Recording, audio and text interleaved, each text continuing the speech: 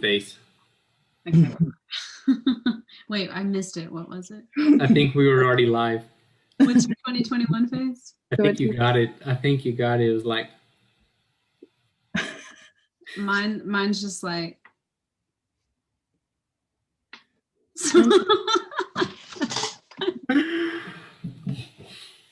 okay. Hi everybody. Who's watching? We get to take a screenshot of us all making our 2021 face. Okay, ready?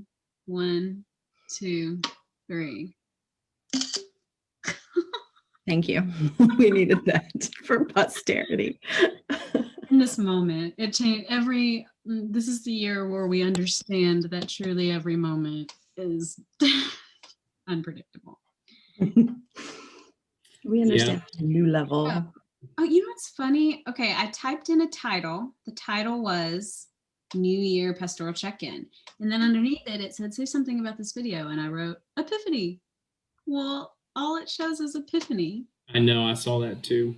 Now I know which line really matters. The true title is New Year's Pastoral Check-In. Hi. Hey, y'all, we've got folks. Tiffany, Clark, Jana. Hi. Hi, y'all. Actually tuning in. Yeah. Hey. Well, we wanted to just take a moment and do a quick check-in here at the beginning of the year. We have a lot of stuff we're going to be rolling out, but we wanted to hop on and do this real quick. I was sharing with Fran and Aurelia a few minutes ago.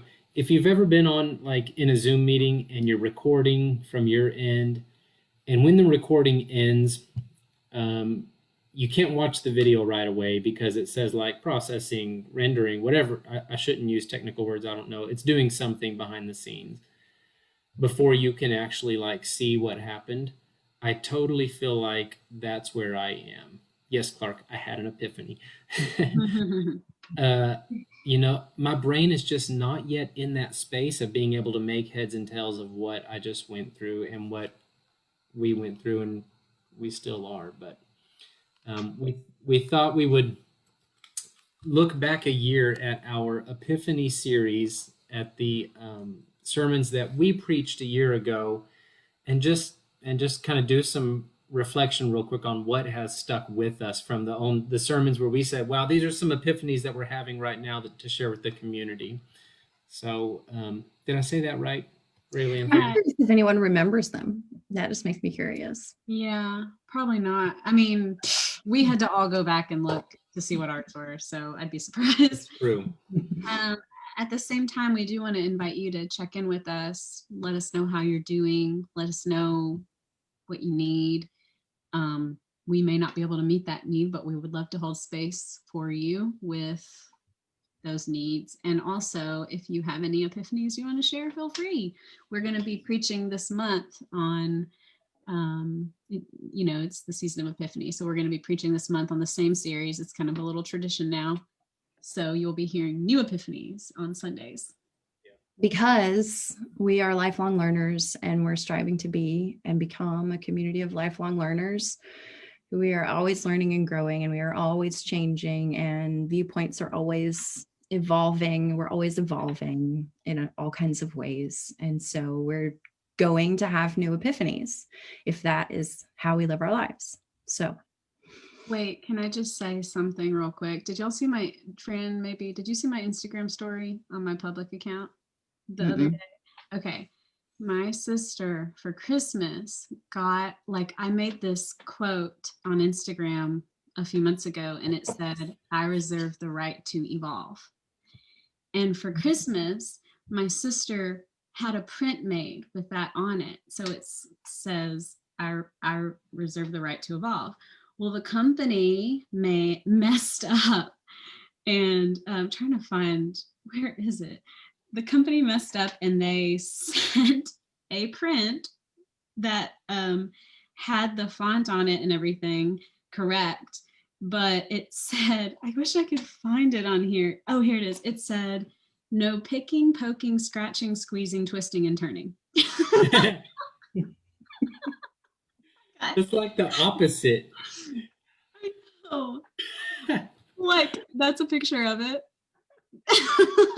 So I feel like it's a metaphor for Failure. Like, I don't understand. Anyway, hopefully the right print will be coming. Anyway, you said evolve, and I was like, Oh gosh. okay, sorry. Yes, we will hold anyone up in prayer who asks for it.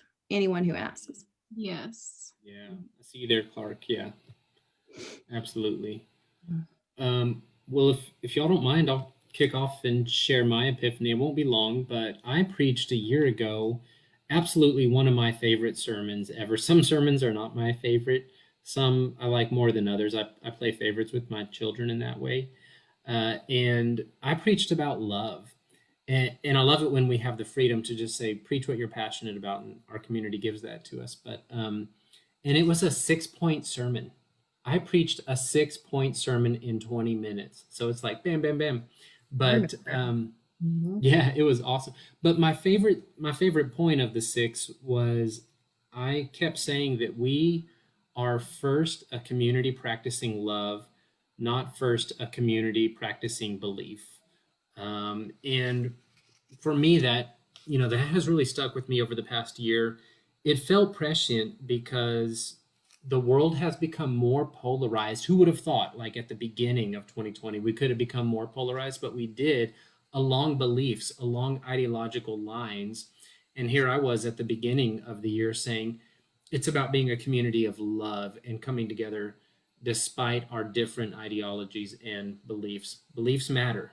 Beliefs absolutely matter, right? But I wanted to say first we have to be a community that's practicing love. And I have people, I have I won't say his name, a young person in my family who is my son, who comes to me and says, I don't know that I want to be a Christian, Dad. Is that okay? And I say, are you still willing to practice this kind of love that Jesus taught us? And he's like, oh yeah, absolutely. I'm totally cool with that. I just don't know about all this, like the metaphysics. He doesn't know about the metaphysics of it, right? Okay, well, you reserve the right to believe what you're going to believe. I just ask that you be part of a community that's practicing love, and peace is still his home because of that. So I'll end my sermon there for now. It was a prescient word. I had a question. Well, no, never mind. That's too hard. The question came out of my mind. What would you change about that sermon? But seeing as how we all just literally put up our manuscripts and don't really remember, I don't think that's Ooh. I'll think about it. Yeah. Every time I go back and look at a sermon, there's something I would have obviously changed because we are lifelong learners. But what about you, Fran? Well, I actually opened up the series, I think, as I recall correctly. And I think some of the verbiage in the sermon in my manuscript gives a nod to that. And I preached on my epiphany that Christ is nonviolent, and that part of what Christ did was Christ came to exemplify the nonviolence of God and to correct our assumptions about God, which, previously and historically have been that God is one who perpetuates and sanctions violence. And that my epiphany is that actually God is opposite. And, the way that sermon, I think I would need to read or listen to the whole thing, but I think it's challenged me this year because what I see is that we are doing violence societally. And that, Christ is the one who says, turn the other cheek. And Christ says, if someone asks you for your cloak or asks you to go 1 mile with them, go with them too. And I think I'm really in a place of disillusionment. And I actually posted about this on my Instagram today, that I am in a place of disillusionment about humanity's goodness and humanity's, I think, capacity for violence against one another. And that this pandemic has so exemplified our capacity for this, like, not an overt violence, but a very insidious violence and endangerment of one another. And I'm really sad about that. I'm really sad that that society hasn't more deeply internalized the profound nonviolence of Christ. And I'm really sad about that. I'm in a place of lament and grief about that. And there's nothing to be said or done about it. But that's kind of how that sermon is living for me still. Yeah. That's kind of a downer. Sorry. But Was that last year that we did the nonviolent communication? No, last year was 2020. 2 years. Yeah. maybe 19. I think it was 19. Yeah, I think it was it like was 19. summer. I'd like to skip 2020. No, I don't want to skip anything, but I want to skip like my mind. It's so hard to place what happened in my mind and of memories.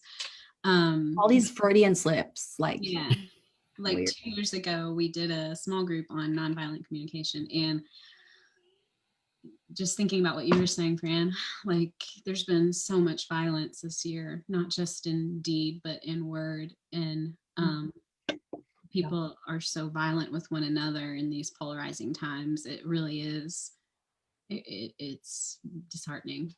Yeah, to say the least. Well, I'll try to, so I preached a couple of times. Actually, Matt did too, but I think we're just picking the one that stuck with us. And the one that stuck with me was, well, the sermon was called A Brown Girl's Epiphany. And I was talking about my mantra for the year, which was to sit at the feet of women of color. That was the intention I set for the year. And basically my epiphany was that, that we have to learn to see the imago Dei in us, right? But not just in us, but in the other. And when we see the imago Dei in the other, it really transforms how we operate in the world. And like kind of the heart of the sermon was considering the words of Teresa of Avila, who said, "Christ has no body but our own." In the scriptures that say we are Christ, I believe that one way to physically sit at Christ's feet now is by sitting at the feet of the very people whose imago Dei has been most neglected. Mm-hmm. So I kind of used that intention to shape how I engaged my faith in 2020 and how I engaged my faith formation and also just my learning and unlearning. And in that sense, I'm happy to report it was a good, fruitful year. I did feel like I didn't set out to like try and make friends. You know, I set out to sit at the feet and to listen and learn and read books and whatever I could do.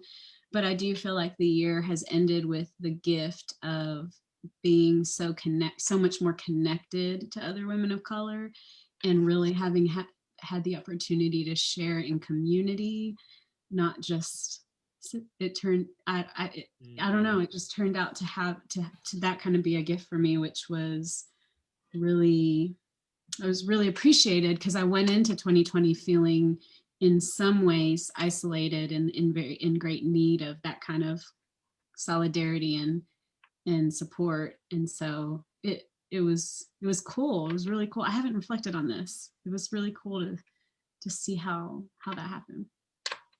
I met some really cool women online. That makes me think of something. I was listening to a teacher that I listen to sometimes, and he was suggesting a journaling exercise, which I think I'll just suggest to us here now, since it's on my mind. And it's along the lines of kind of what you were just saying.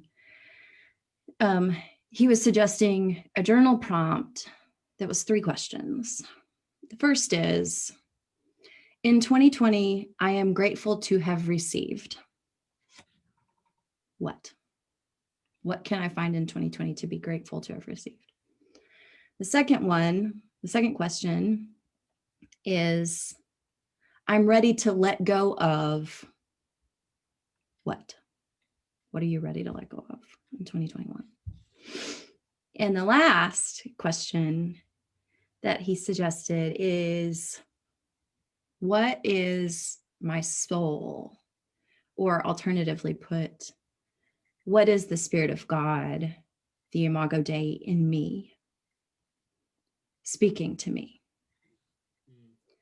And I don't know, here I am. I'm just inviting us into that kind of reflection in this moment. I think I'll post those questions in our community Facebook group also, but So good. might be good for us Yeah. collectively. That's what we should have talked about. I know. Until Fran, now. fun. We can save We'll it for talk- next week. We'll talk about it next week. Thought about it. Yeah. That's good stuff. Yeah. I think by nature, I'm a silver linings person. It's not it's not to cover up hard stuff. It really is just my spirit's way of surviving. Is just how I need to. And so I think it's been helpful for me to like think about the gifts that were there. I don't know that I have done that yet, but I Well, kind so maybe we all sort of take a week Yeah. and we reflect on those 3 questions. Should I repeat them? Let me repeat them. Why don't you just put them in the comments? I'll put them in the comments. Put them in the comments, and people can. And then maybe we could debrief a little next Yeah. week. Yeah, let's do that. Let's do that. Yeah. Cool. Well, thanks for sharing, y'all. And Yeah. you know, if you're joining us now, you can go on our podcast. All those sermons are still there. So check them out. And like I said, we'll be preaching for the next 6 weeks on our Epiphany series. So you'll hear very personal sermons for 6 weeks. Each of us are preaching once. We've got Drew Bowen, who's a part of our community, preaching for the first time. Not for the first time, but for the first time at Peace. And we've got Jarrell Wilson coming back in February. So we're really excited to hold that kind of space with y'all. It's really special to, I think, just get personal and vulnerable in these times. So Yeah. All right. Thanks for popping on. Yeah, thanks everybody.